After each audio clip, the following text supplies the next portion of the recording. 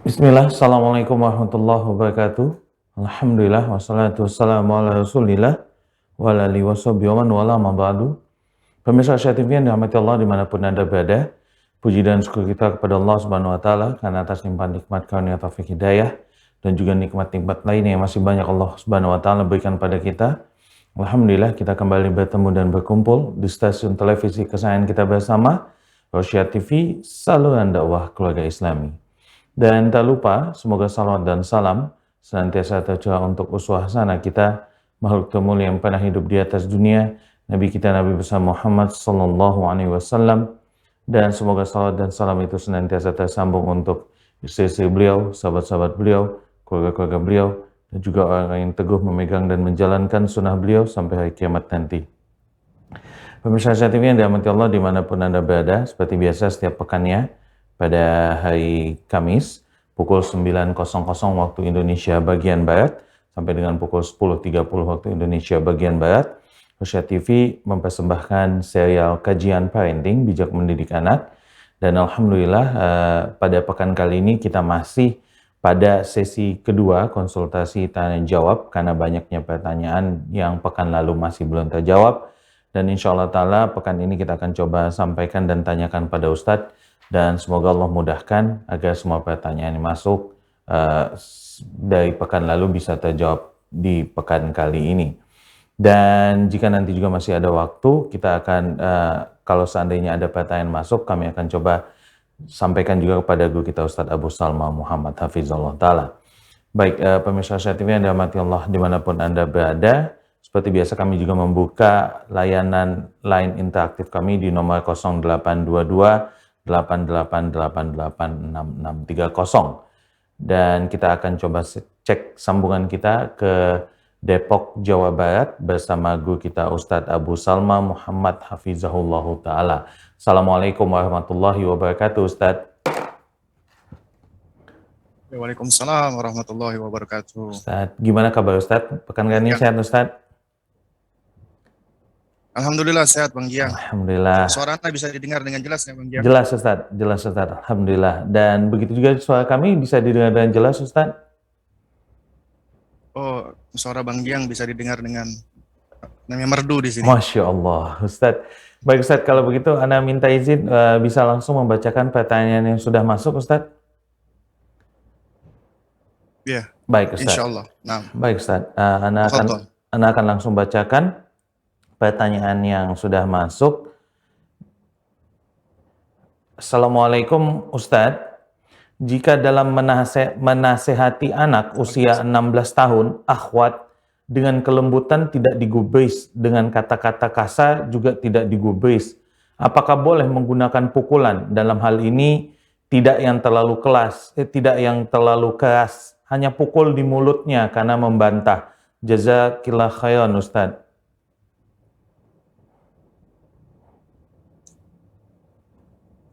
Nah, taib. Barakallahu fiik ya. Jadi sebenarnya menghukum anak-anak ya, termasuk dengan pukulan, sebagaimana telah kita terangkan di 2 pekan yang lalu ya, kaidah menghukum anak diantaranya dengan pukulan, itu adalah sebuah cara atau solusi yang terakhir apabila solusi-solusi yang lainnya sudahlah tidak lagi berguna dan bermanfaat. Tapi yang perlu kita pahami bersama adalah, ya, sebelum kita melakukan hukuman, kan menghukum itu kan bagian dari tashihul khata' ya. Kita hendak membenahi atau mengoreksi kesalahan. Sementara yang perlu kita pahami bersama, ya, itu secara asal kaidahnya akan sulit bagi kita untuk bisa membenahi kesalahan atau mengoreksi kesalahan apabila belum terbentuk yang namanya bonding. Belum terbentuk yang namanya connection connection ya, atau koneksi, hubungan, attachment, ya, alaqah. Nah, jadi jamaah sekalian menggunakan Allah, kita seringkali melihat anak itu hanya dari sisi anak. Maksudnya begini, ya, kita melihat dari sisi kita sebagai orang tua, ini anak kok nggak mau dengerin saya, kok nggak mau nurut dengan saya gitu loh. Nah, tapi kita seringkali lupa dan abai untuk mencari tahu kenapa ini anak tidak mau mendengarkan saya. Kenapa ini anak kok tidak mau nurut dengan saya? Berarti ada sesuatu nih antara saya dengan dirinya. Coba ya jemaah sekalian, umumnya manusia, apalagi anak-anak ya, ketika dia misalnya berada di sekolahan dengan guru yang dia hormati, ya, dengan guru yang dia tahu, dia kenal, itu biasanya ketika disuruh-suruh nurut, ya. Kenapa demikian? Karena udah ada perasaan segan kepada guru tersebut, atau imma juga bisa jadi sudah ada attachment dan bonding. Ini yang lebih langgeng biasanya. Dia menghormati gurunya, dia sayang dengan gurunya. Nah, bukan artinya anak ini dia tidak sayang dengan ibunya atau dengan bapaknya, dia sayang, tapi sayangnya ini adalah tidak kelihatan, tersembunyi. Kenapa? Karena hubungan antara dirinya dengan orang tuanya itu sudah lebih didominasi dengan ketidakpercayaan. Orang tua merasa anaknya ini cuman menjadi masalah, suka ngeyel, suka membantah, nggak hormat sama orang tuanya. Anaknya juga merasa orang tuanya cuman bisa ngomel-ngomel, marah-marah, memaksa, ya. Jadi menurut anaknya, orang tuanya nggak asik, anaknya juga sama, ya. Jadi ada hubungan yang tidak sehat antara orang tua dengan anak. Nah, ini yang sepatutnya kita cari tahu dan kita berusaha untuk menyelesaikan gitu loh. Kita diagnosa dulu ya akar masalahnya, kemudian kita coba untuk melakukan langkah-langkah perbaikannya. Apalagi ini anak sudah 16 tahun. Karena ya jamaah sekalian, belum tentu nih Anda melakukan pendekatan misalnya dengan Anda sentil mulutnya atau Anda pukul dia, itu belum tentu cara itu bakal efektif. Mungkin menurut Anda saat ini kok dibilangin nggak bisa, dikasih tahu baik-baik nggak dengerin, dimarahin juga nggak dengerin, ya udah berarti ini waktunya dipukul. Nah belum tentu ketika anak ini dipukul, ini anak dia bakalan nurut, belum tentu. Karena bisa jadi ketika emosinya meluap, alih-alih dia itu menuruti, dia malah berteriak-teriak, malah tantrum yang untuk anak-anak usia ABG, teriak-teriak, marah-marah, atau ada keinginan untuk membalas orang tuanya. Mungkin nggak? Sangat mungkin sekali. Jadi jangan dianggap ini suatu hal yang nggak mungkin. Apalagi kalau anak 16 tahun kan sudah balik sebenarnya. Anak sudah balik ya. Nah, jadi menurut saya ya adalah ketimbang kita berupaya untuk cepat-cepatan instan supaya ini anak mendengarkan kita sebagai orang tua, yang mana cara instan itu seringkali tidak efektif. Mungkin efektif ya, taruhlah efektif. Mungkin hanya saat itu aja. Tapi ternyata itu akan menyimpan problem berikutnya. Ya, bisa jadi dia menyimpan kesel, jengkel, marah sama orang tuanya. Kemudian bisa jadi ya ujung-ujungnya dia ketika nggak mampu untuk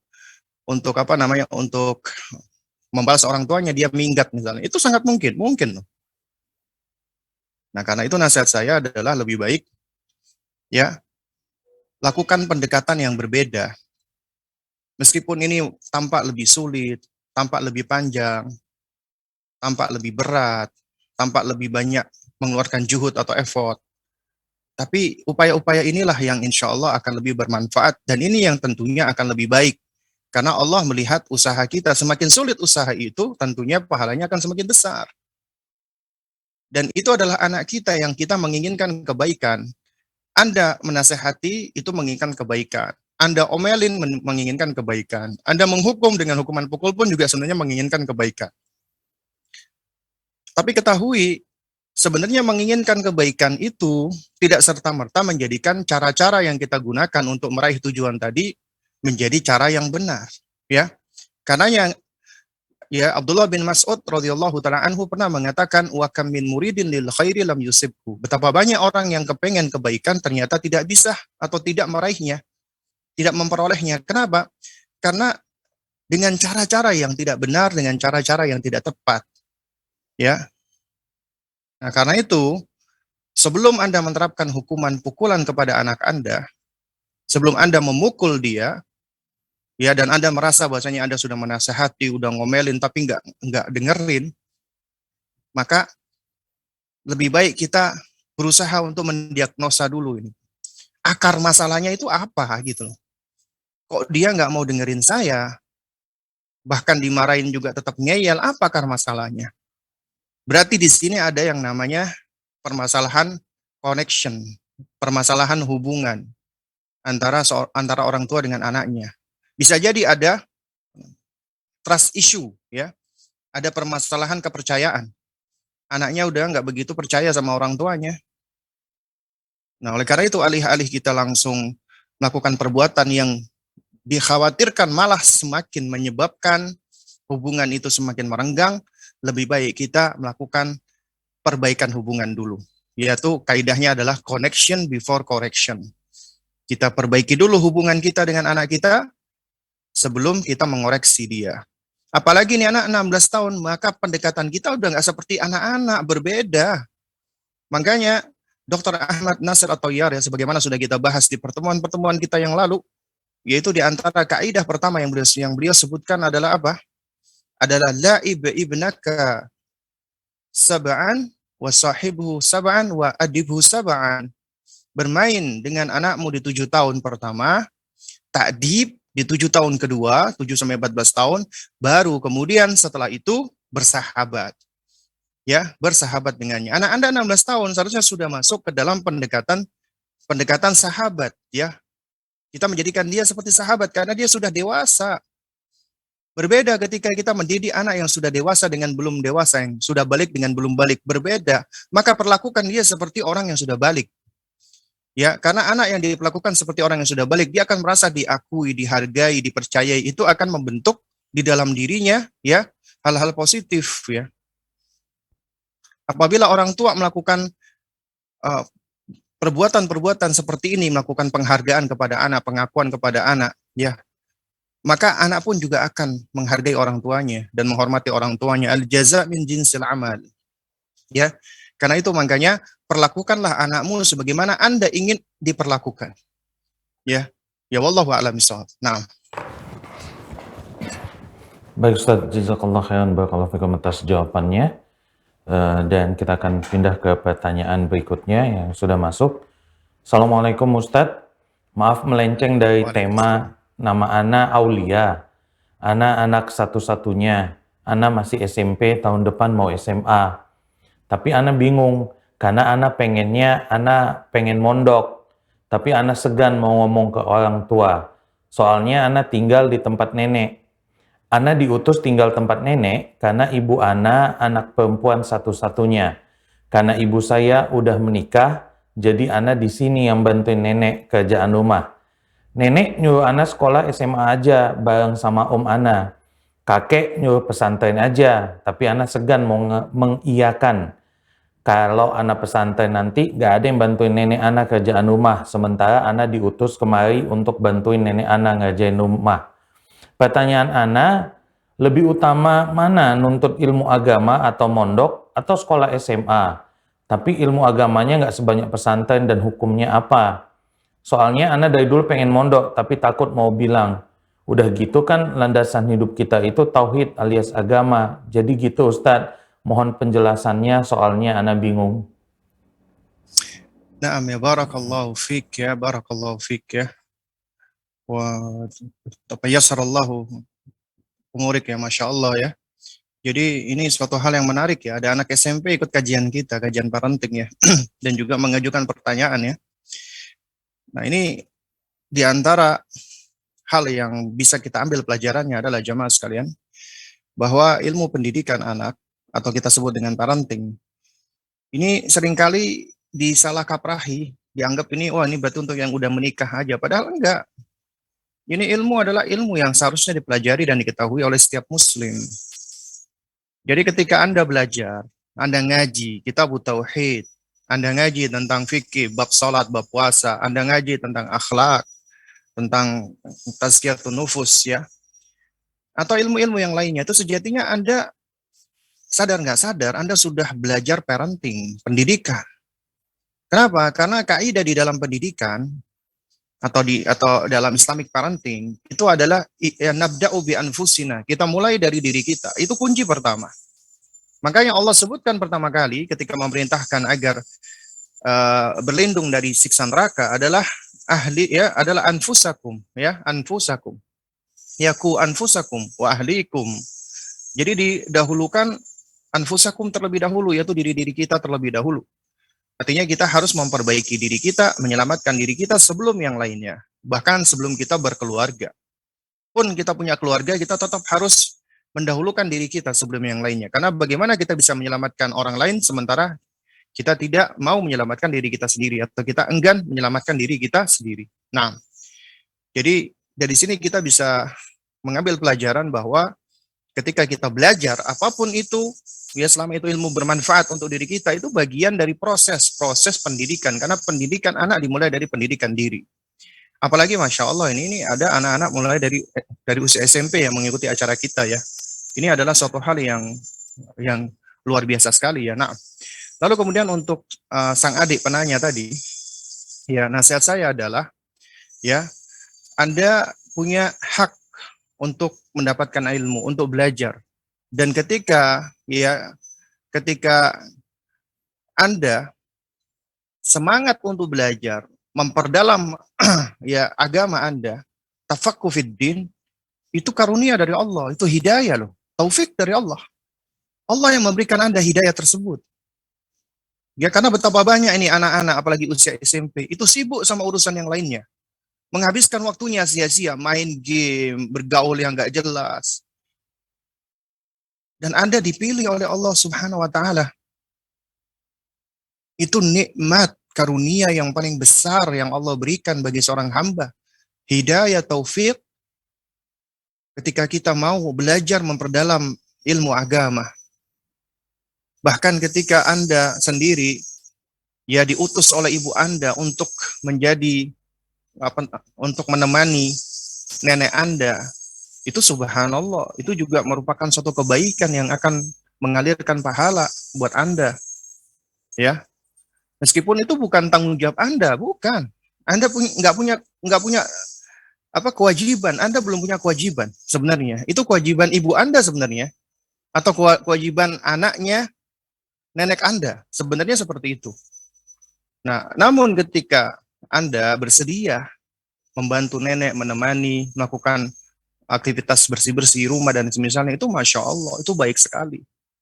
Ya, itu suatu hal yang sangat baik sekali. Apabila Anda melakukannya dengan perasaan senang, bukan dengan perasaan yang terpaksa, itu subhanallah. Itu sekali lagi hidayah dari Allah. Ya, taufik dari Allah. Ketika Allah memberikan nikmat yang besar seperti ini, harus kita jaga. Jangan sampai Allah ambil lagi nikmat tersebut. Jangan sampai Allah ambil lagi karunia tersebut, taufik tersebut. Ya, kita harus mensyukuri pertama kali nikmat tersebut. Karena kata Allah Subhanahu wa taala, la in syakartum la azidannakum, apabila kalian bersyukur aku tambah.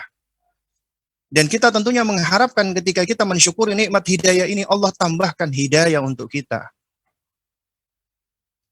Dan kita mensyukuri dengan hati kita, dengan kita akui ini dari Allah. Dengan lisan kita bertahmid senantiasa kepada Allah.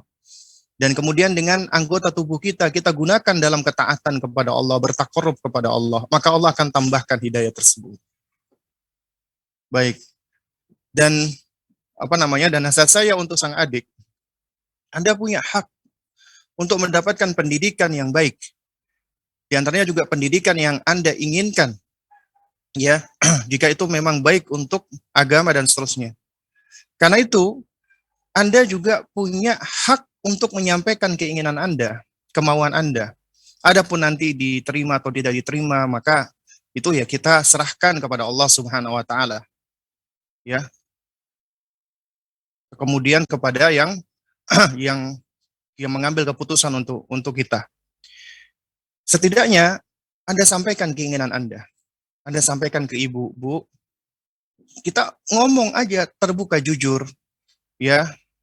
Kita katakan bahwasanya kalau aku kepengen mondok, Bu, alasanku begini, begini, begini, dan jelaskan ketika seorang anak dia mau belajar agama, difasilitasi oleh orang tuanya, maka setiap kali perbuatan-perbuatan baik yang dia pelajari melalui fasilitas orang tuanya dapat pahala meskipun sudah meninggal dunia, ya.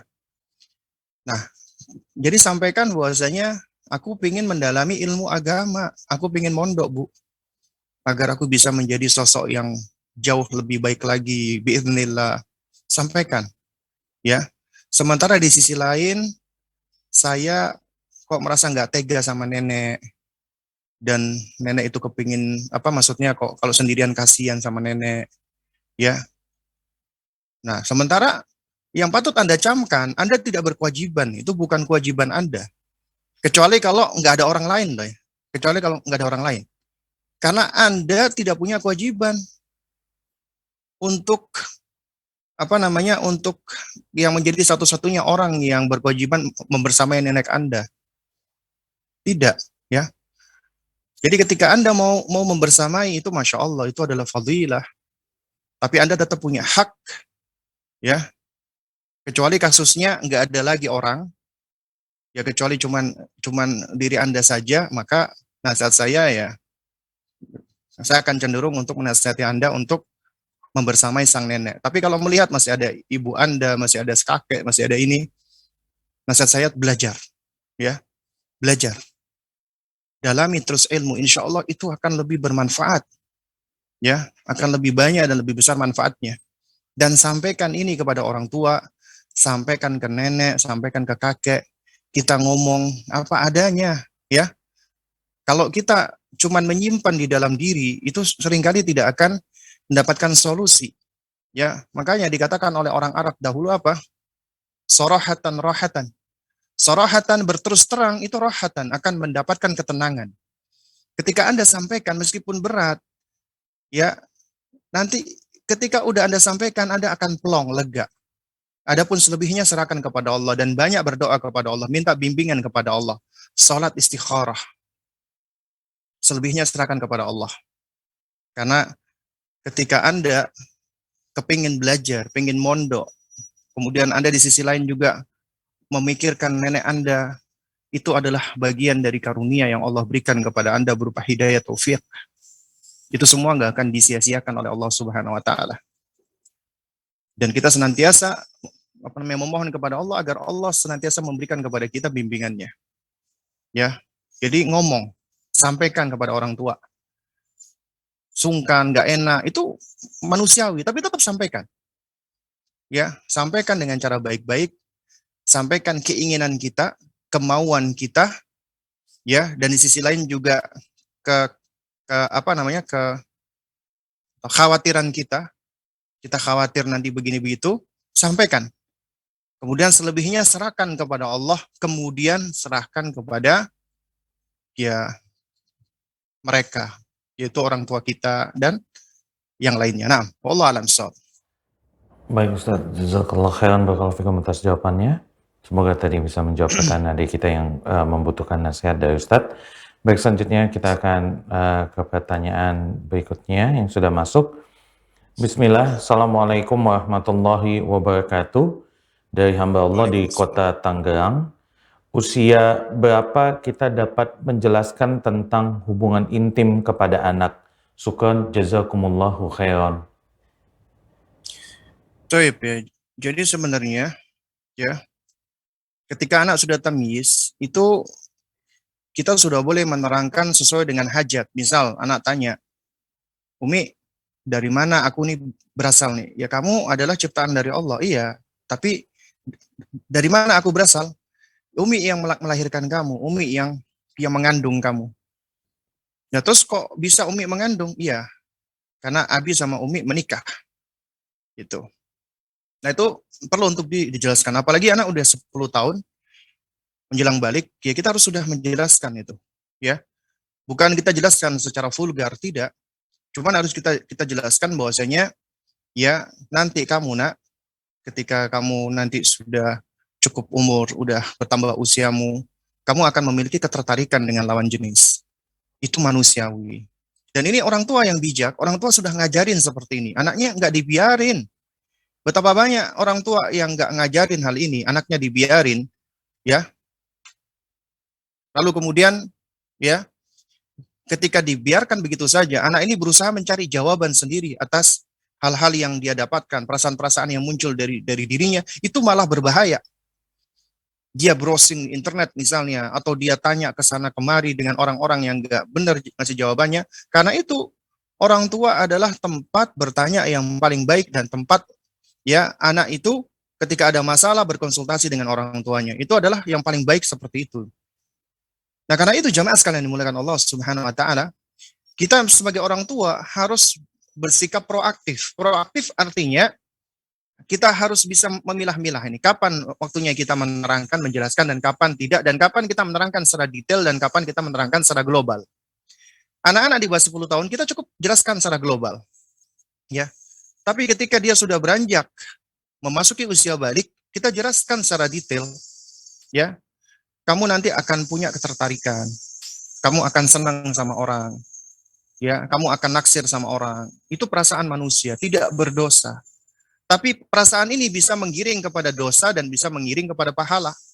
Menggiring kepada dosa kalau akhirnya kamu melakukan pacaran, ya, atau kamu melakukan ya hal-hal yang dapat mengarah kepada zina, ya. Dan kita jelaskan zina itu apa.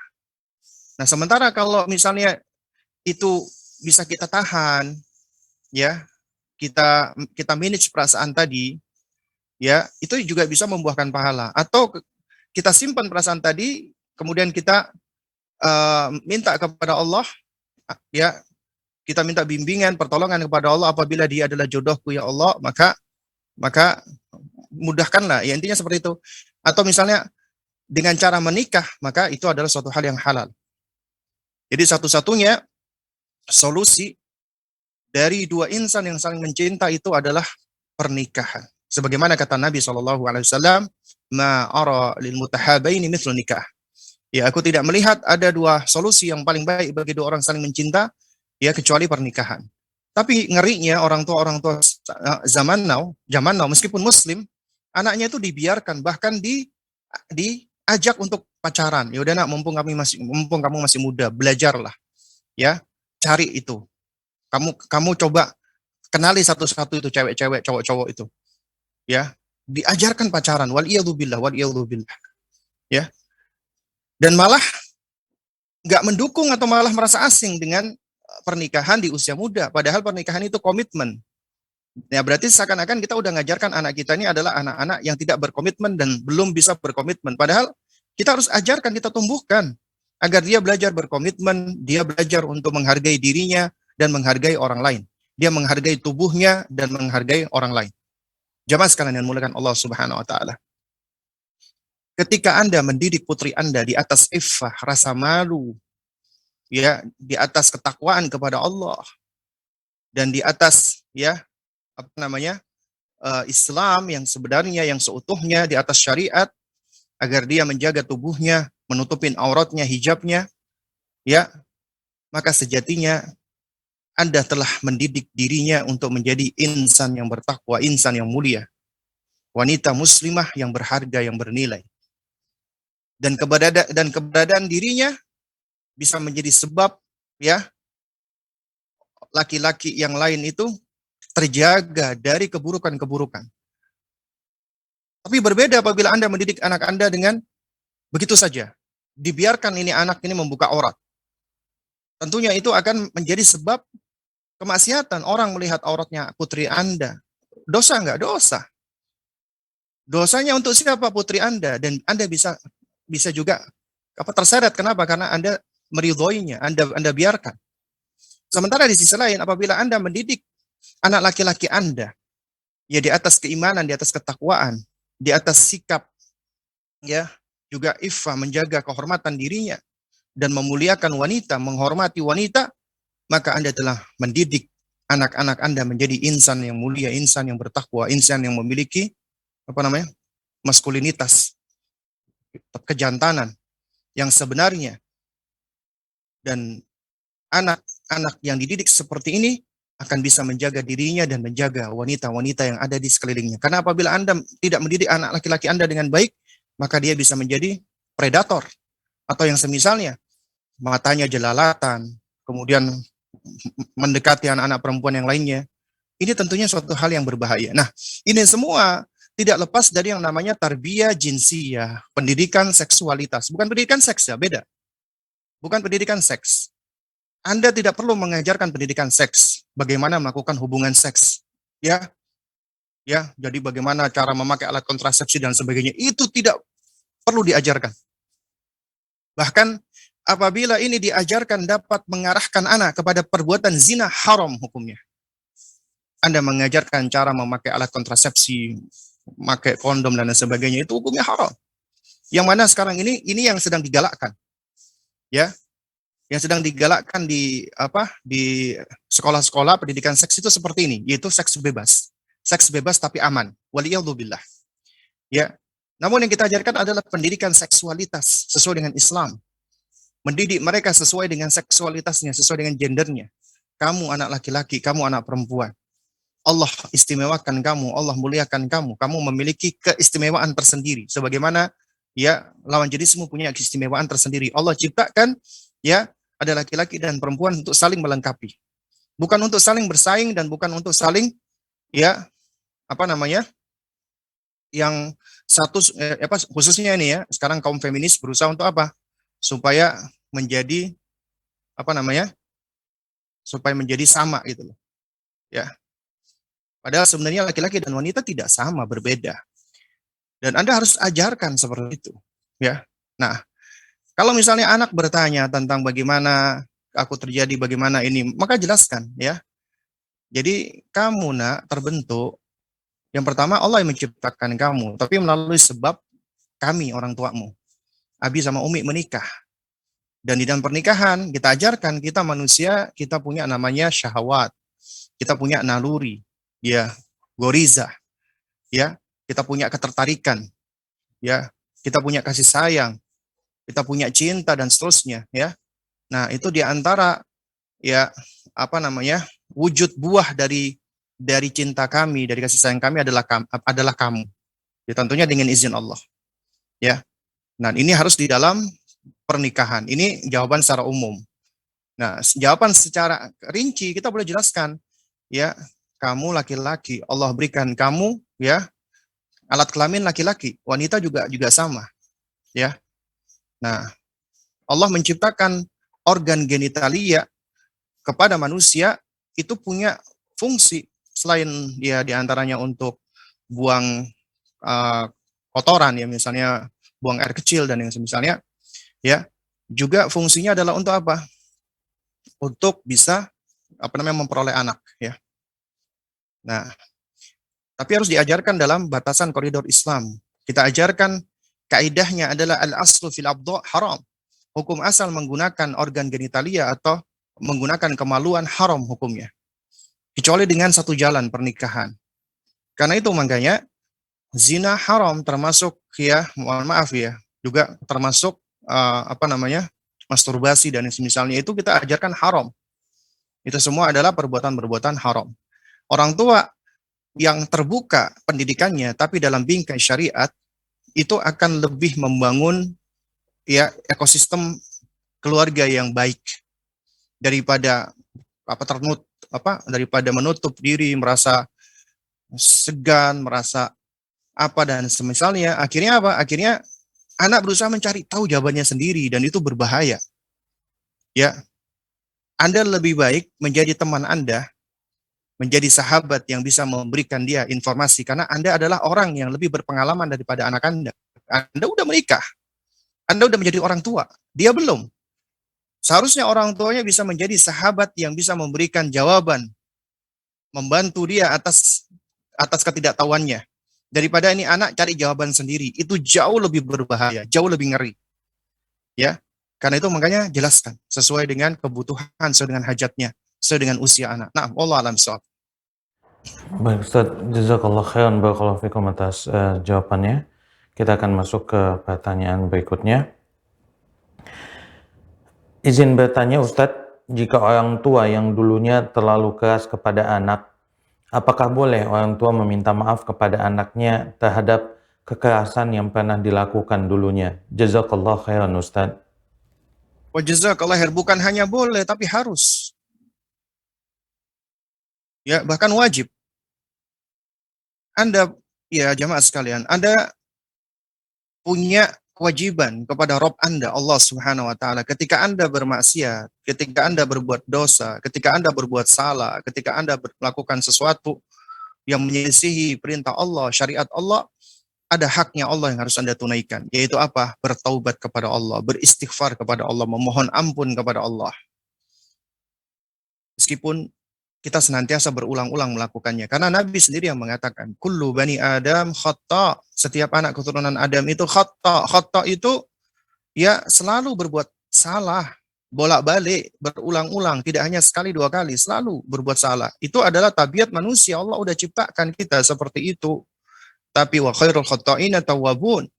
Sebaik-baik mereka yang bolak-balik melakukan dosa salah selalu bertaubat kepada Allah, kembali kepada Allah, dan Allah mencintai hamba-hambanya yang bertaubat kepadanya. Karena Allah adalah At-Tawwabur Rahim. Allah adalah Maha Penerima Taubat. Allah Al-Ghafur, Allah Maha Pengampun. Allah juga Al-Afu, Allah Maha Pemberi Maaf. Dari sifat-sifat, dari nama-nama dan sifat-sifat Allah ini kita bisa belajar. Allah itu begitu Maha Pemurahnya. Kita banyak salah, kita kembali kepada Allah, memohon kepada Allah, Allah ampuni dosa kita. Sebetapapun banyaknya besarnya dosa kita, Allah akan ampuni. Asalkan kita ya bertobat dengan sesungguh-sungguhnya, dengan sebenar-benarnya, bukan hanya tobat-tobatan ya. Allah tahu hati kita, Allah tahu niat kita. Ya, jadi nggak ada satupun yang bisa tersembunyi dari Allah. Kalau misalnya kita bertobat hanya untuk main-main saja, Allah tahu ya, dan Allah akan jauhkan kita dari hidayah. Ya, jadi alih-alih seseorang akan bertaubat, malah dia ya dijauhkan Allah dari rahmanya Allah. Dia malah tidak akan mau bertaubat kepada Allah, malah semakin menyombongkan diri. Waliyadzubillah. Lalu kemudian yang kedua, ada hal-hal yang berkaitan dengan ya sesama manusia, sesama hamba. Ya, yang mana apabila kita pernah menyakiti seseorang atau kita pernah mengambil hartanya orang, ya, maka di situ ada hak yang harus kita tunaikan, dan itu menjadi kewajiban kita. Jadi tidak cukup hanya kita bertobat kepada Allah, kita juga harus minta penghalalan dari orang yang pernah kita sakiti. Ya. Nah, termasuk juga anak kita juga manusia, makhluk Allah, yang mana apabila kita melakukan kesalahan, harus kita minta maaf dengan anak kita. Kita pernah menyakiti anak kita, harus kita minta maaf. Kita pernah menganiaya, mengata-ngatai anak kita, menjelekkan anak kita, menvonis dia, dan seterusnya. Kemudian kita sadar, ingat ya jamaah, sadar itu datangnya dari Allah. Keinsafan itu datangnya dari Allah, itu taufik dari Allah. Allah sayang dengan kita, makanya Allah berikan kita kesadaran sehingga kita tahu kita salah. Dan ketika kita sadar kita salah, maka kita harus bergerak, berazam, bertekad untuk merubah diri kita menjadi lebih baik lagi, untuk meninggalkan perbuatan buruk yang telah kita lakukan. Dan di antara langkah kita untuk melakukan perbaikan adalah kita meminta istihlal, penghalalan dari orang yang pernah kita sakiti, termasuk anak kita. Bukan hanya boleh, harus kita minta maaf kepada anak kita. Dan ketika Anda minta maaf kepada anak, jangan Anda anggap ini berarti perbuatan rendah. Jangan Anda anggap berarti ini perbuatan yang yang dianggap ya hina. Enggak, ini perbuatan mulia. Tidak ada namanya permintaan maaf atas kesalahan itu dikatakan rendah atau hina, enggak ada. Oh, Anda menganggap diri Anda sebagai orang tua, ya. Itu sejatinya orang tua itu tidaklah selalu benar dan tidaklah selalu dikatakan orang tua itu ya harus selalu ditaati oleh anaknya, karena kita manusia biasa, kita juga bisa salah. Kita bisa jadi nyuruh anak di dalam hal-hal yang buruk dan kemudian anak tidak mengikuti kita, maka itu adalah suatu kebaikan untuk kita gitu loh. Anda nyuruh keburukan kepada anak Anda tidak mau nuruti, Anda marah dengan dia, tapi sejatinya itu kebaikan buat kita. Kenapa? Karena kalau anak kita ngikuti keburukan yang kita ajarkan, kita bisa dapat dosa juga. Dosa mengajarkan keburukan, ya. Jadi artinya tidak mesti semua apa yang dilakukan oleh orang tua itu harus dituruti oleh anak. Ini adalah orang tua mohon maaf yang apa? Terlalu terpedaya dengan dirinya, seakan-akan orang tua itu selalu benar. Enggak. Bahkan kita sebagai manusia biasa, orang tua, kita nggak lepas dari banyak salah. Karena itu ya jamaah, orang tua yang bijak, yang hikmah, yang baik, ketika dia salah, setelah dia bertaubat kepada Allah, dia minta maaf sama anaknya. Meminta maaf, memberi maaf, itu akhlak terpuji. Ketika Anda meminta maaf kepada anak Anda mengajarkan akhlak terpuji. Anda mengajarkan akhlakul karimah. Ya Allah, orang tuaku minta maaf sama aku. Apalagi bahkan sampai nangis misalnya. Subhanallah, berarti apa? Berarti ternyata ya, yang namanya kebenaran itu lebih dicintai. Ya, yang namanya keburukan itu adalah suatu hal yang dibenci. Karena ketika kita sadar kita melakukan keburukan, ya kepada anak kita nggak suka dengan keburukan tersebut. Kemudian kita minta maaf. Kenapa? Karena yang namanya meminta maaf ini adalah suatu hal yang benar. Kita lebih mencintai kebenaran tersebut. Ya, dan kebenaran itu datangnya dari Allah Azza wa Jalla. Anak juga akan belajar tentang ya akhlak yang mulia ini. Ya, anak akan belajar tentang perangai yang indah ini. Dia pun juga akan belajar untuk memberi maaf dan untuk untuk menerima maaf. Ya. Dan karena itu, apabila Anda bersalah dengan anak Anda adalah bukan pertanyaannya boleh nggak minta maaf, wajib Anda minta maaf. Bukan masalah boleh atau nggak boleh, ya. Wajib Anda untuk minta maaf. Hatta kesalahan kecil Anda lakukan misalnya, Anda sadar Anda melakukan kesalahan kecil misalnya kepada anak Anda, kemudian Anda minta maaf ke anak Anda, ya, itu juga suatu hal yang baik. Tapi tentunya kita juga tidak bermudah-mudahan dalam artian sedikit-sedikit minta maaf. Kenapa? Karena sesuatu yang terlalu sering dilakukan kehilangan efektivitasnya. Ya misalnya ada orang tua dikit-dikit ngomong maaf ya nak, ya maaf ya nak, meskipun nggak salah maaf ya nak, akhirnya ini menjadi suatu hal yang kehilangan maknanya. Kenapa? Karena terlalu sering digunakan. Jadi kata-kata yang efektif, kata-kata yang baik, yang tepat, itu apabila juga digunakan secara tepat pada waktunya yang tepat, pada momennya yang tepat. Anda salah, Anda minta maaf. Kalau nggak salah ya ngapain minta maaf, ya kan? Jadi Anda meminta maaf ketika Anda melakukan kesalahan. Dan alhamdulillah ketika Anda meminta maaf berarti Anda sadar atas kesalahan Anda. Nah, cuman kadang-kadang memang ya ketika kita dapati adanya resistensi dari anak ini ngeyel, anak ini misalnya marah dengan kita, jangan langsung kita salahkan anak. Kita juga perlu untuk apa? Untuk muhasabah, introspeksi. Jangan-jangan ada di antara perbuatan kita yang menyakiti anak kita tanpa kita sadari dan itu salah gitu loh. Ya, sehingga kita perlu untuk introspeksi dan dalam kondisi seperti ini kita juga boleh untuk meminta maaf meskipun kita belum tahu kesalahan kita. Ini juga sama berlaku dengan hubungan suami istri. Khususnya para suami ini, jangan pernah gengsi untuk minta maaf kepada istri. Istri Anda ngambek, istri Anda marah, istri Anda misalnya lagi kesel. Anda nggak tahu nih kesalahan Anda itu apa. Nggak apa-apa, awali dengan minta maaf. Meskipun Anda nggak tahu kesalahannya apa.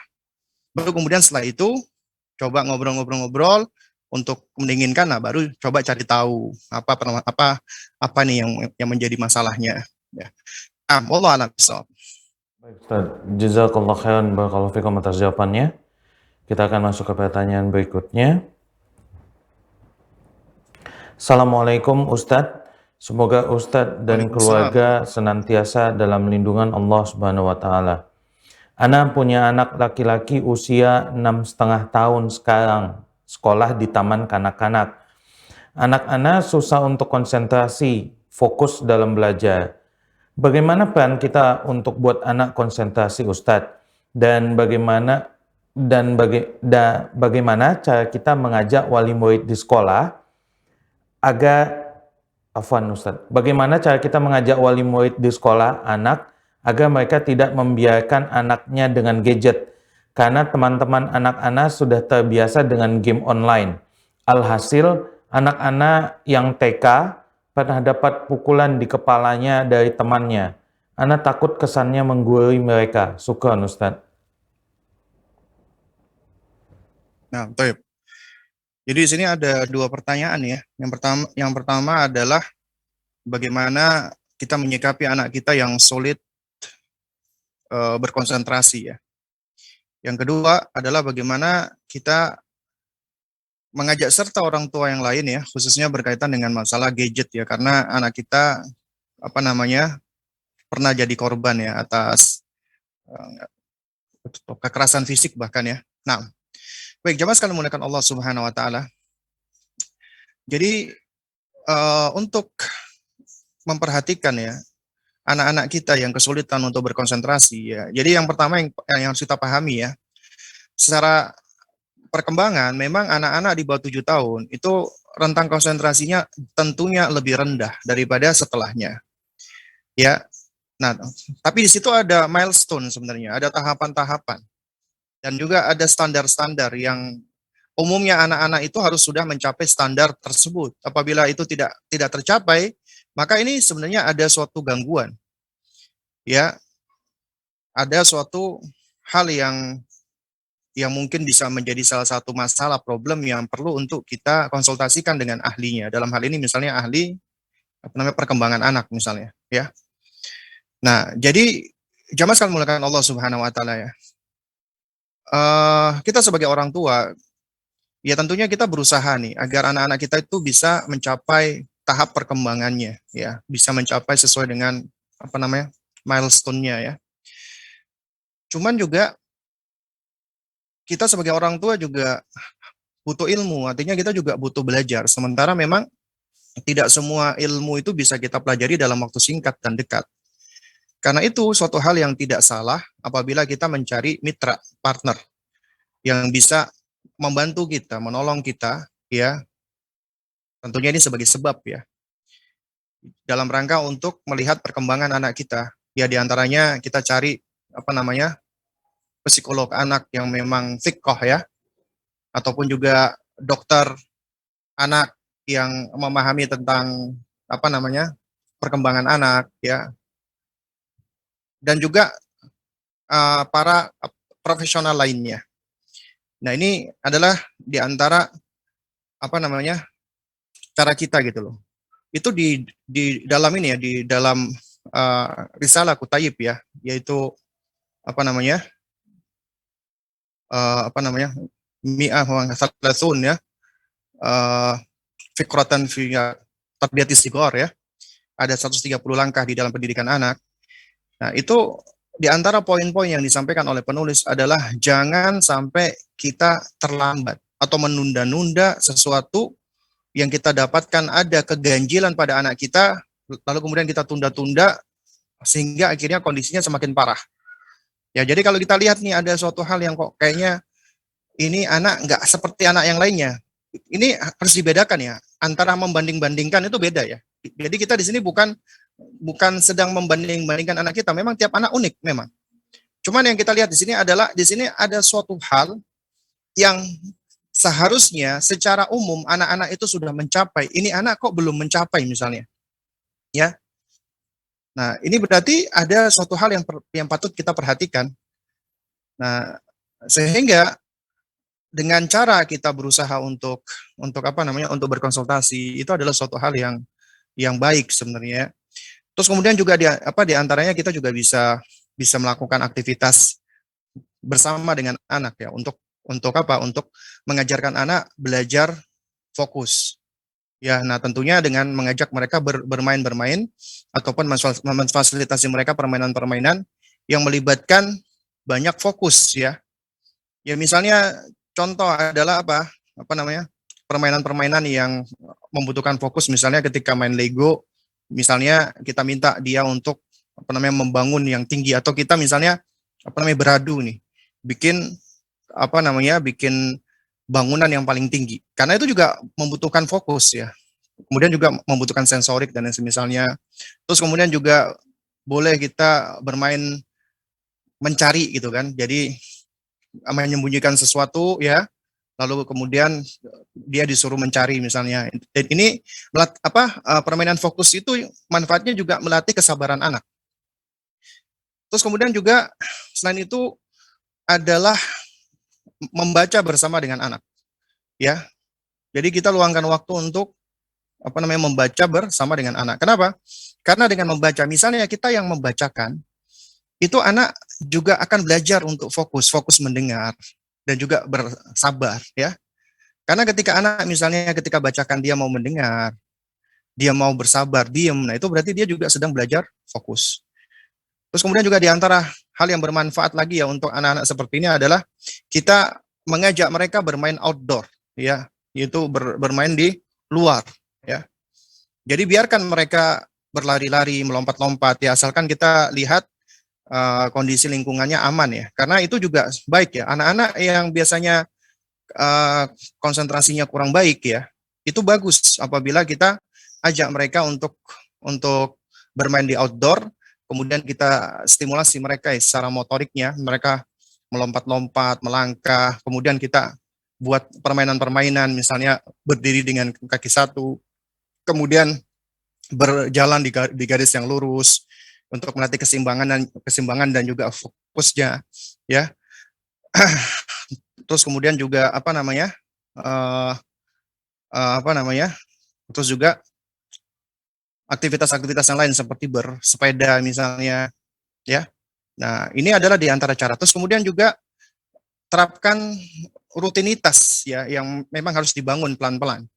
Seperti misalnya jam makannya dia, jam tidur siangnya dia, jam tidur malamnya dia, jam mandinya dia, itu juga harus dibentuk. Ini juga akan turut membantu. Ketika Anda membangun rutinitas buat anak, ya, itu juga akan mempengaruhi baik, ya, secara fisiknya dan secara psikisnya. Anak yang cukup tidur misalnya, dia tidur siang, anak yang cukup tidur malamnya, itu insya Allah ketika bangun pagi itu juga secara moodnya juga akan lebih baik, ya. Dan juga secara sunnah kauniyah Allah, ya, artinya sel-sel tubuhnya, sel-sel otaknya juga akan beristirahat dengan cukup. Nah, ini adalah di antara hal-hal yang bisa kita upayakan.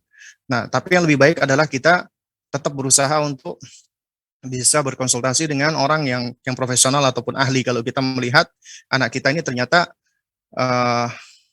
dari perkembangan konsentrasinya ini kok jauh, karena dikhawatirkan mungkin ada hal-hal lain yang perlu untuk kita ketahui dan bisa segera kita lakukan daripada kita menunda-nunda. Kemudian yang berkaitan dengan orang tua yang lain, ya, kita nggak bisa memaksa orang tua yang lain.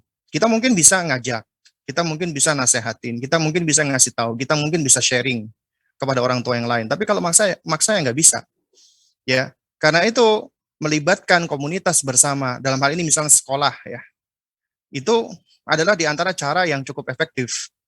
Misalnya kita sampaikan masalah ini ke sekolah, agar sekolah memfasilitasi, misalnya bikin kajian parenting.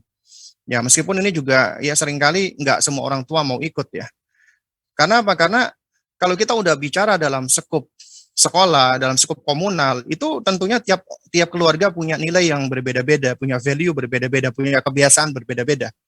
Bahkan ada yang punya tujuan menyekolahkan anak dan paradigma di dalam menyekolahkan anak yang berbeda-beda. Mungkin ada di antara mereka cuman, ya, aneh udah bayar, pokoknya urusannya sekolah. Jadi dia anaknya dibiarin begitu aja. Intinya menyekolahkan anak itu supaya tidak merepotkan orang tua. Ada yang seperti ini loh, ya. Daripada anak terus-terusan di dalam rumah ngerepotin orang tua, udah sekolahin aja. Artinya waktunya anak ngerepotin orang tua itu hanya sedikit. Ada orang tua mohon maaf yang egois seperti ini, ya. Dan ini memang kondisi real, kondisi nyata gitu.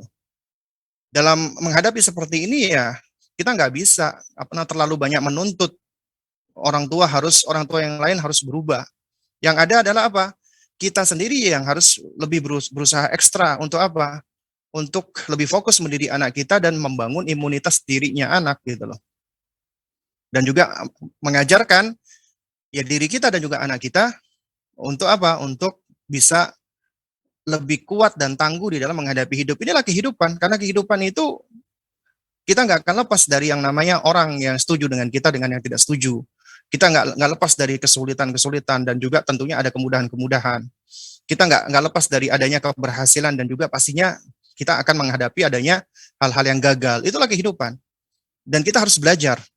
Ya, sebagaimana kita menginginkan anak kita berhasil, tapi tentunya toh tidak akan selalu bisa berhasil. Akan ada kegagalan. Karenanya, orang tua yang bijak adalah orang tua yang juga harus mengajarkan anak tentang kegagalan.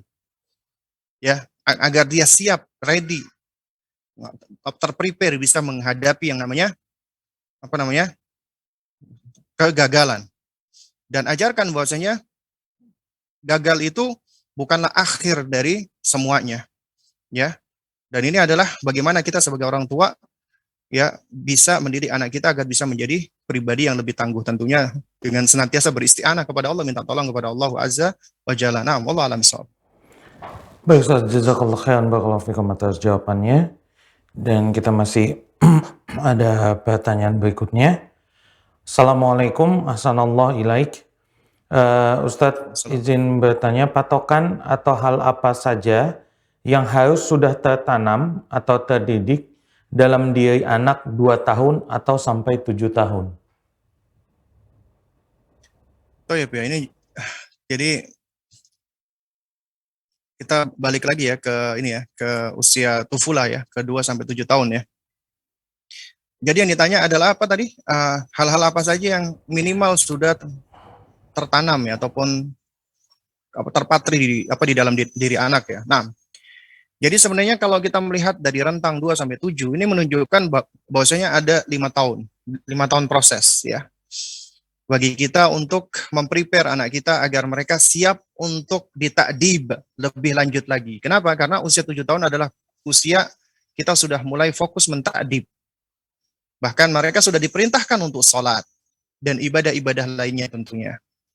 Ya, nah oleh karena itu usia di bawah 7 tahun adalah usia kita membangun persiapan, dan ini adalah usia kita mendidik mereka akidah dan tauhid. Ya, terutama ma'rifatullah. Ya, dan ketika mengajarkan ma'rifatullah, mengenalkan anak dengan Allah melalui tauhid, rububiyah, uluhiyah dan asma wa sifat, tentunya bukan secara teori. Ya. Jadi bukan kita ajarkan secara teori. Boleh kita ajarkan kepada anak ya dalam rangka sebagai bentuk pembiasaan mereka dengan mendengarkan ya hal-hal yang baik, diantaranya kita ajarkan tauhid ada 3 macam, tauhid rububiyah, uluhiyah dan asma wa sifat, kemudian dia hafalkan, boleh ya. Tapi tentunya kita tidak hanya berhenti sampai di situ. Bukan artinya anak sudah hafal berarti dia sudah ngerti, enggak ya. Memang untuk anak-anak itu metode pembelajarannya adalah mereka memahami dulu. Ya, al-hifdzu qabla al-fahmi. Ya, mereka adalah menghafal dulu sebelum mereka memahami. Beda sama kita orang dewasa. Orang dewasa hendaknya sebelum menghafal, hendaknya al-fahmu qabla al-hifdzi. Ya, memahami dulu, pahami dulu sebelum menghafal. Ini diantara faidah yang pernah saya dapatkan di daurah beberapa tahun yang lalu dari Fadilatul Syekh Saleh Sindi, ya, hafizahullahu ta'ala, ya, yaitu untuk orang dewasa hendaknya pahami dulu baru hafalkan, ya. Tapi kalau anak-anak ajarkan dia menghafal dulu baru pahami.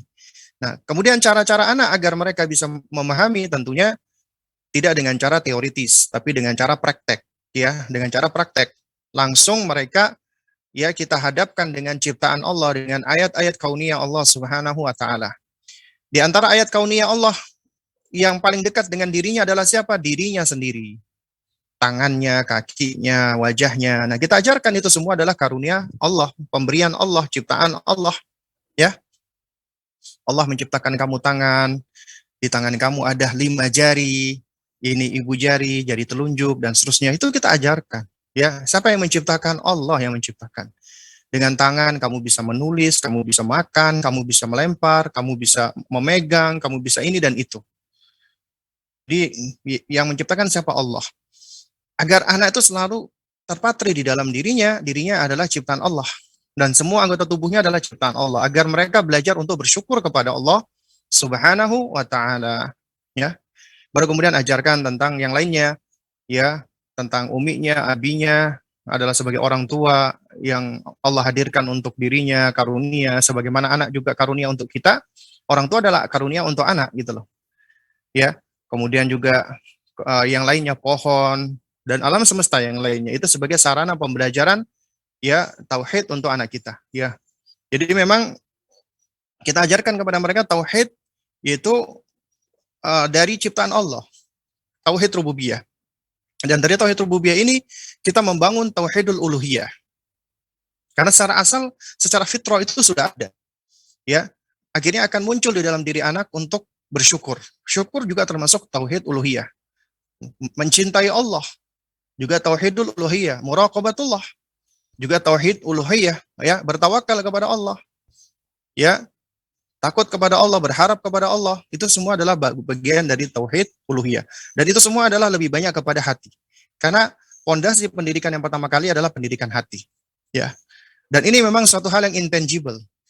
Intangible itu artinya sesuatu hal yang tidak tampak. Makanya yang sulit memang ketika kita diminta untuk membuat sebuah parameter. Kalau ditanyakan oleh penanya tadi, ada nggak parameter khusus ya yang bisa menunjukkan apakah ini akidah itu sudah terpatri ataukah belum? Ya ini memang suatu hal yang tidak mudah sebenarnya. Ya. Kenapa? Karena ini sesuatu hal yang sifatnya intangible, pondasi akidah.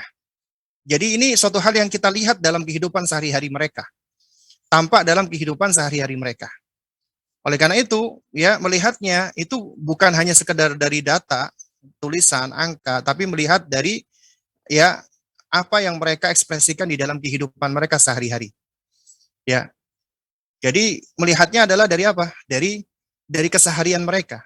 Karena itu apabila anak yang dididik terus-terusan pelan-pelan, itu akan tampak sebenarnya dari ucapannya, dari perbuatannya, dari perkataannya, dari kecondongan dirinya. Contoh ya, misalnya contoh. Ya contoh. Di sekolah kami ya, itu ini banyak orang tua yang bercerita. Dulu sebelum sekolah, ini anak ini ya udah biasa kehidupannya ya. Ya maksudnya cuman belajar agama seadanya gitu kan. Juga tidak belajar secara sistematis, ya tidak ada kurikulumnya dan seterusnya. Jadi intinya ya cuman seadanya aja gitu loh. Nah, tapi setelah dia sekolah dalam waktu 3 bulan misalnya, itu udah kelihatan. Misalnya ketika mau melakukan sesuatu, bismillah. Ketika anak main sama bonekanya, itu dari kata-katanya kelihatan gitu loh. Misalnya dia ngomong sama bonekanya, ya, dia manggil bonekanya anak misalnya. Nak, jangan nangis ya nak, jangan nangis ya, ya. Di sini ada Allah, Allah yang akan menjaga kamu. Lalu kemudian Umi, maksudnya dia menjadikan dirinya Umi. Ada loh orang tua cerita seperti ini, Masya Allah. Jadi ya jemaah sekalian, ya inilah bagian dari taufik Allah yang besar yang Allah berikan kepada anak-anak kita, anak-anak ketika mereka dia diajarkan akidah dan tauhid dari semenjak kecilnya. Ya. Karena hati-hati anak-anak kita itu kan masih polos, masih bersih. Ibaratnya itu seperti perhiasan yang belum terjamah dan belum ada bentuknya. Tugas kita sebagai orang tua adalah berusaha untuk membentuk, mengukir, ya, dengan ukiran seperti apa yang diinginkan gitu loh.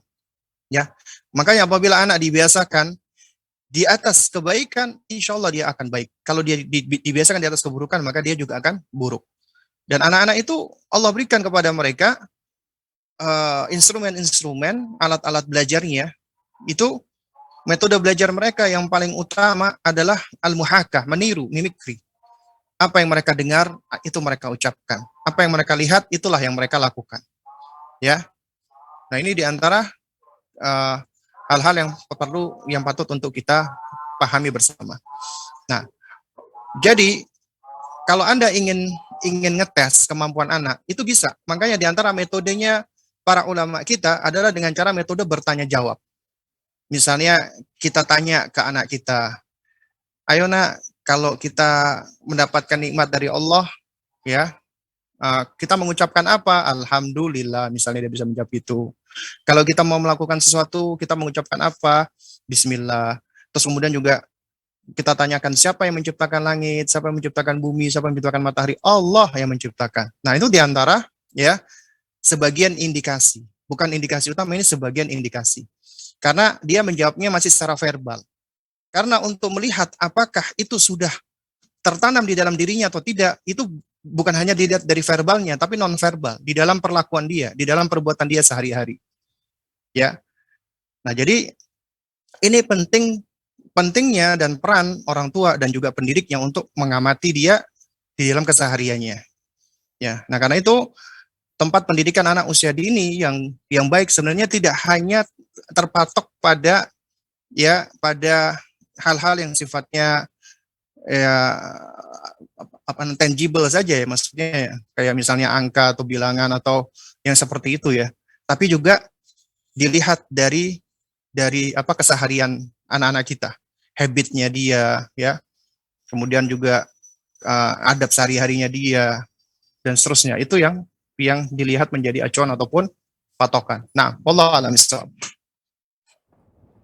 Baik Ustadz, jazakallah khairan barakallahu fikum atas jawabannya. Kita akan, masih ada beberapa pertanyaan lagi Ustadz, insyaallah selesai semua ini Ustadz. Tapi kita akan sampaikan Amin. dulu kepada Ustadz. Ini ada pertanyaan berikutnya. Assalamualaikum warahmatullahi wabarakatuh Ustadz. Bila orang tua curhat mengenai anaknya kepada anak yang lain, apakah dibenarkan untuk meluapkan perasaannya? Syukran jazakallah khairan Ustadz.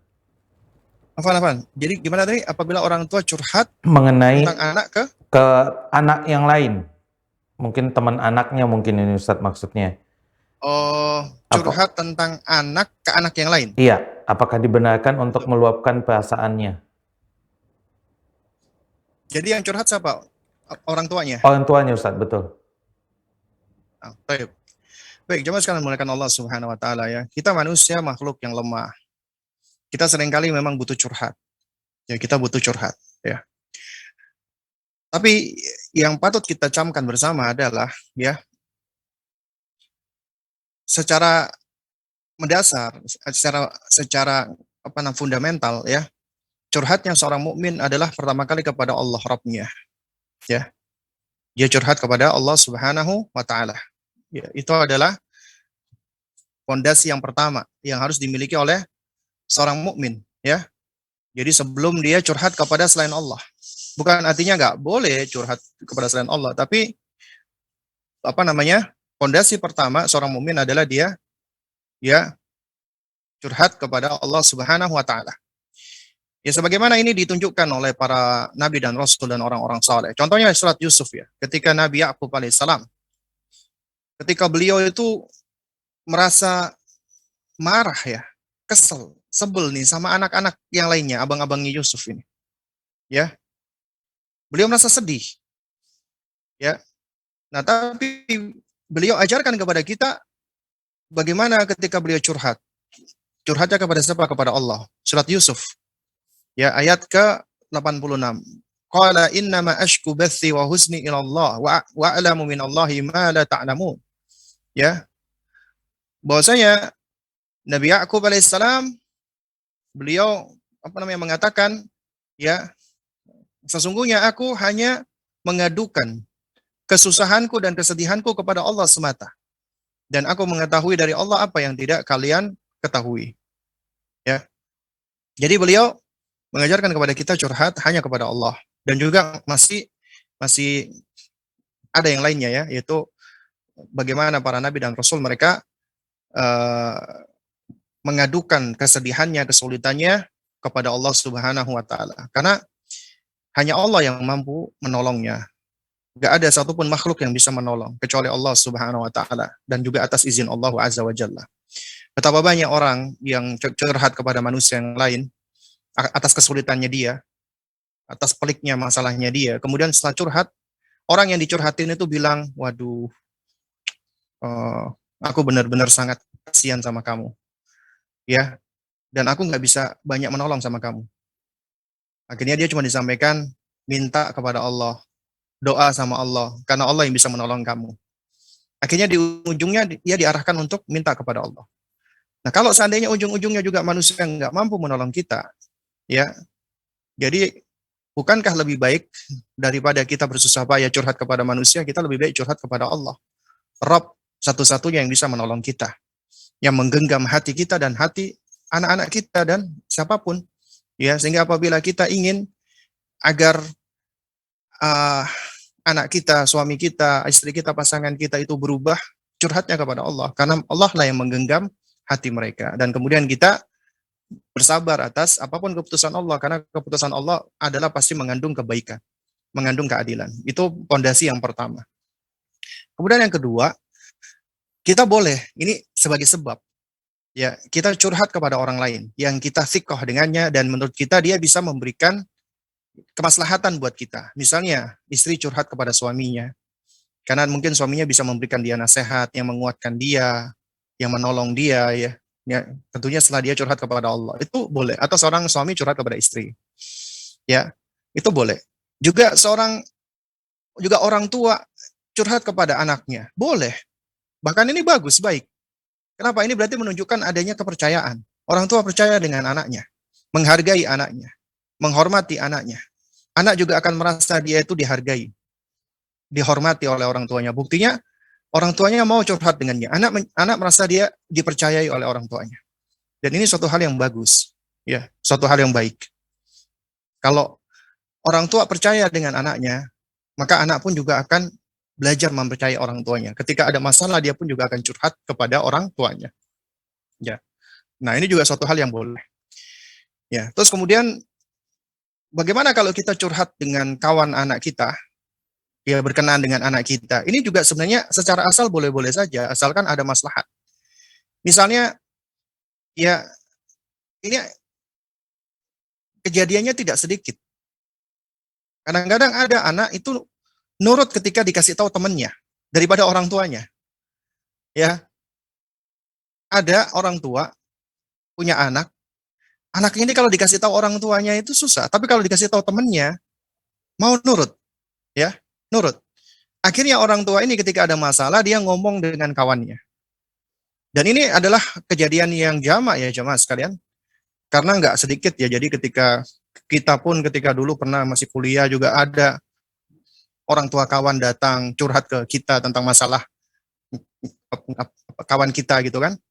Ini juga bagian dari ikhtiar sebenarnya, usaha. Jadi si orang tua ini mungkin dia ingin uh, meminta tolong kepada kawannya.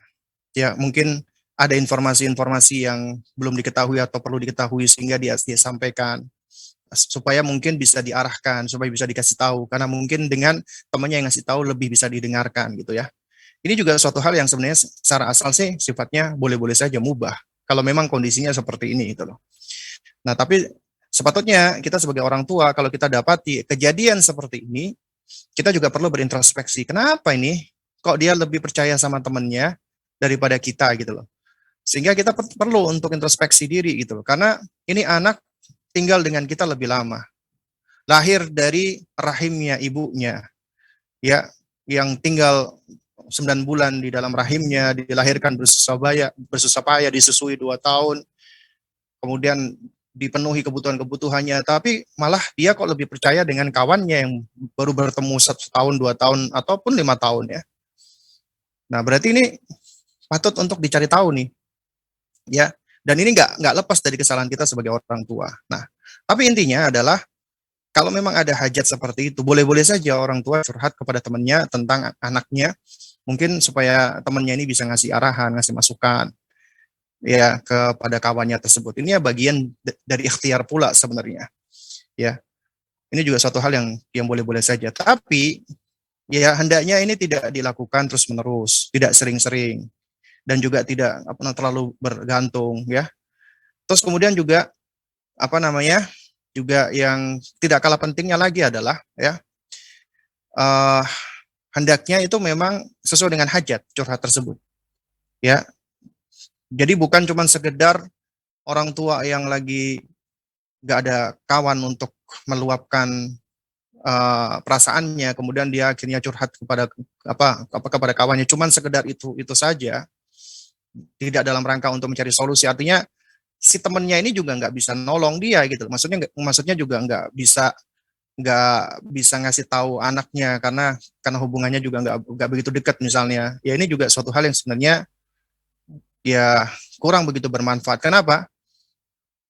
Karena toh seandainya diceritakan kepada kawannya, tapi ternyata kawannya ini dengan anaknya itu biasa-biasa saja hubungannya, tidak begitu bisa mempengaruhi gitu. Jadi ya seakan-akan itu cuman informasi yang hanya membebankan saja kepada ya si kawan anaknya ini tadi gitu loh.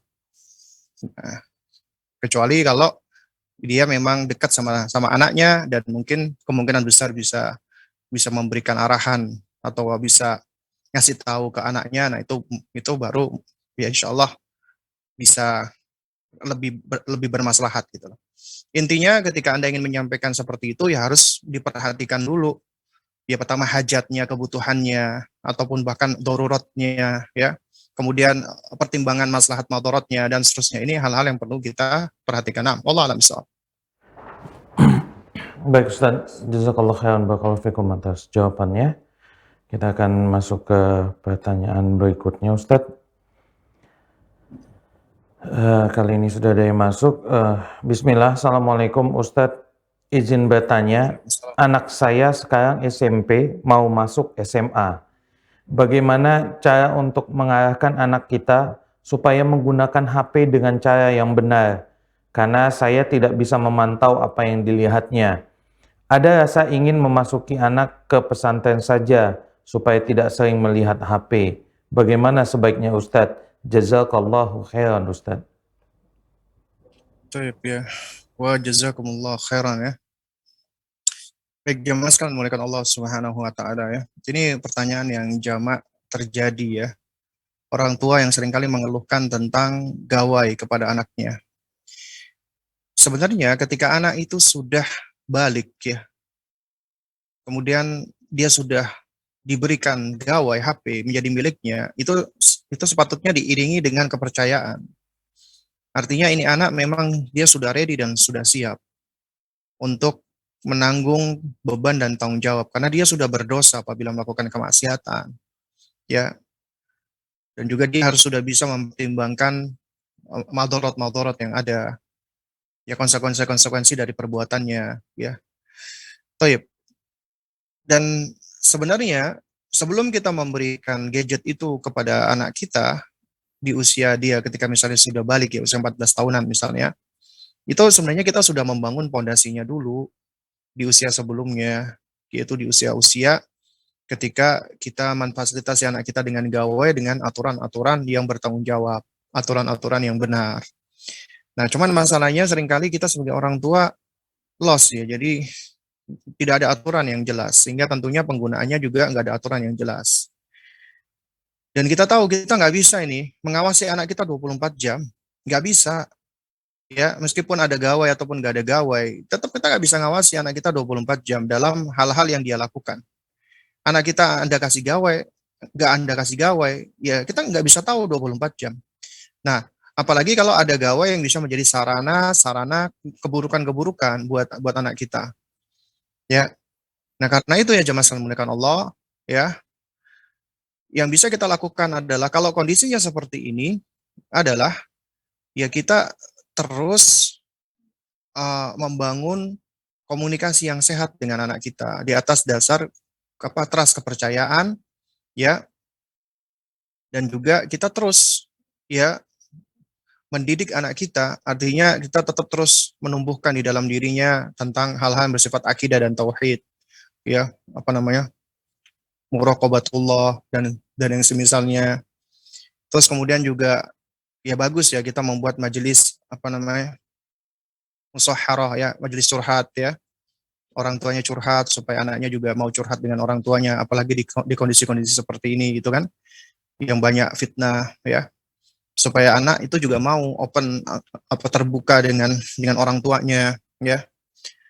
Terus kemudian juga kita juga boleh membuat apa namanya, perjanjian dengan anak kita yang harus dia berusaha untuk komitmen dengannya. Nak, Umi kasih kamu handphone, tapi ingat ya nak, Umi tidak ridho, dengarkan ini. Umi tidak ridho kalau kamu gunakan handphone ini untuk kemaksiatan, kamu melihat hal-hal yang tidak benar, yang tidak senonoh, kamu gunakan untuk ini dan itu misalnya. Ya, Umi tidak Umi tidak ridho, Umi percaya sama kamu, ya. Umi percaya kamu adalah orang yang amanat. Umi percaya kamu adalah orang yang soleh, ya. Jadi Umi percaya kamu bisa menggunakan gaji gawaimu ini untuk hal-hal yang baik. Nah, jadi yang bisa kita lakukan adalah ya apa sebatas ini gitu loh, ya. Dan ini juga suatu hal yang baik ya, ketimbang kita langsung sudah banyak mencerocos, ngasih tahu, kamu nggak boleh gini ya, kamu jangan ini aja. Kenapa kalimat-kalimat seperti itu biasa tidak efektif? Tapi kalau kita awali dengan kita membangun kepercayaan kita, Umi percaya sama kamu, ya. Umi apa namanya percaya kamu adalah anak yang begini, anak yang begitu, ya. Jadi itu kita tunjukkan dan juga kita hadirkan di dalam diri kita kepercayaan apa tersebut. Kalau seandainya kepercayaan kita itu memang dilanggar oleh anak kita, ya itu semua adalah urusannya di tangan Allah. Kalau kita tahu ya kita boleh untuk memberikan konsekuensi dan hukuman ya sesuai dengan kesalahan sang anak gitu loh. Ya. Terus kemudian kalau masalah memondokkan anak itu seharusnya tidak hanya seperti itu ya, keinginan niatan kita nggak hanya seperti itu gitu loh. Jadi inilah kebanyakan orang tua itu kadang-kadang ketika menghadapi anaknya adalah solusinya adalah memondokkan anak. Ya, karena dianggap itu anak bakal aman dan lain sebagainya. Belum tentu, ya. Belum tentu gitu loh. Ya. Meskipun memang ketika Anda punya keinginan memondokkan anak itu baik gitu. Bagus itu sebenarnya. Tapi harus diiringi dengan Anda membangun di dalam diri anak Anda agar dia sendiri kepengen untuk mondok. Artinya Anda harus sudah menjelaskan bahwasanya kamu nanti di pondok, kamu begini, kamu mempelajari ilmu yang paling bermanfaat dan seterusnya. Akhirnya anak sendiri memang senang dia dipondokkan, dia nggak merasa dibuang di pondok, dia nggak merasa ditinggalkan atau dititipkan begitu saja, enggak gitu loh. Ya. Nah, jadi sebenarnya ya ketika Anda ingin menentukan pendidikan anak Anda berikutnya, itu suatu hal yang sudah harus dipikirkan matang-matang sebelumnya. Bukan pada saat sudah mau menjelang itu baru bingung, mau di sama umum atau di ini, enggak. Itu semua harus melibatkan pasangan, melibatkan anak kita ajak diskusi, kita ajak bicara, kita berikan saran, kita berikan masukan, kita terus mengarahkan dia gitu kan, uh, kepada kebaikan ya kan. Nah itu diantaranya hal-hal yang perlu kita perhatikan gitu loh. Adapun selebihnya ya kita banyak berdoa kepada Allah dan kita titipkan anak kita kepada Allah Subhanahu wa taala. Karena yang bisa melindungi menjaga dia 24 jam adalah Allahu Azza wa Jalla. Kita nggak bisa.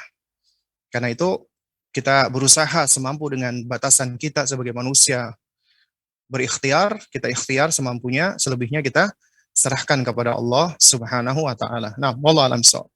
Baik Ustadz, jazakallah khairan barakallahu fikum atas jawabannya, dan alhamdulillah Ustadz, ini tersisa satu pertanyaan terakhir dari pekan lalu 9 Desember, dan ini pertanyaan terakhir yang bisa kami sampaikan pada Ustadz.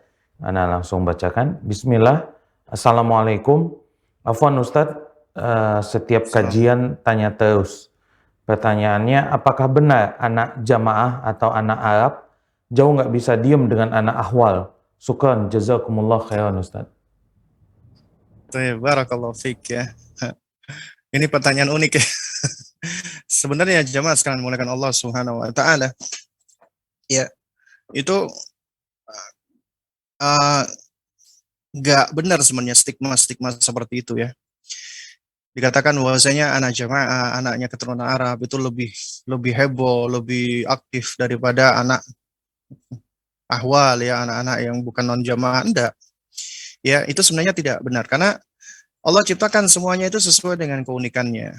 Ya, jadi kita kurang tepat membangun stigma seperti itu. Misalnya anak suku ini itu bakal begini, anak suku itu memang nggak bisa dipungkiri yang namanya kultur itu juga mempengaruhi pola asuh. Pola asuh mempengaruhi karakter.